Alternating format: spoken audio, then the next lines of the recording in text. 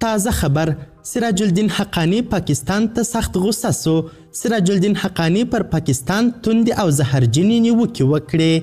دا چې سراج الدین حقانی څه ویلي، ولې پاکستان ته غوسه دی، پاکستان څه کړي، بشپړ حال را سره همدغه روانه ویډیو کې کتلی سئ. سلامونه قدرمنو لیدونکو، مشال پریس یوټیوب چینل ته مو هرکلی کوم. اوس هم زه مناسب نه بولم، نن د خپلواکۍ ورځ ده، د ازادۍ ورځ ده. الله پاک دې ټولو ته مبارکه وګرځوي. بعضې ستونزې زموږ تاسو چې موجودې دي، هغه ستونزې چې نن سبا بعضې دنیاوال چې کوم دي، د هغو ستونزې په بهانه باندې د افغانانو محکومیت، د افغانانو ته مشکلات ایجابول او یو دلیل ګرځوي. هغه ستونزې زه ووایم چې هغه مملکتونه چې په خپله ملکو کې کوم ستونزې لري، دوی د خپل ځان خپل کیروان کې وګوري، ستونزې د دوی په خپل کور کې حل کړي. دغه ستونزې د په افغانانو باندې نه تپي. د افغانانو چې کومه وعده تاسو ته په دوحه کې دغه د جمله صاحب مخامخ ناست دی، د ده په قلم و دستخط باندې اسلامي امارت تاسو ته درکړه، خپله وعده ژمنه یې په ځای ساتلې ده. موږ په هغه وعده کې چې کومه تخطیانو یا د موږ سره کوي یا سیمه ییز هېوادونه دلته مشکلات ایجابوي، د هغې دپاره موږ د حل لارې، د حل دروازې ورته خلاصې کړې دي.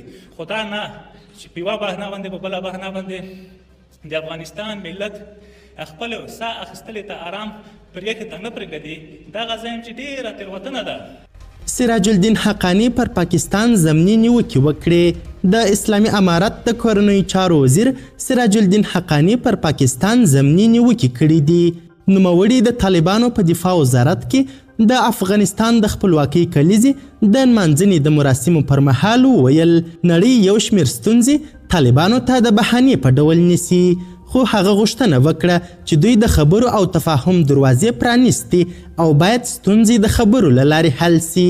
حقانی یو وار بیا ټینګار وکړ چې د طالبانو حکومت له نړۍ سره په دوحه کې په کړو ژمنو ولاړ دی. نوموړي وویل کومه ژمنه چې اسلامي امارت په دوحه کې له تاسو سره وکړه، په هغه ژمنه موږ ولاړ یو، خو دا چې نړۍ ترې سرغړونه کوي او د سیمې هیوادونه دلته ستونزې جوړوي، موږ د ستونزو د حل لپاره د خبرو دروازې پرانیستې دي.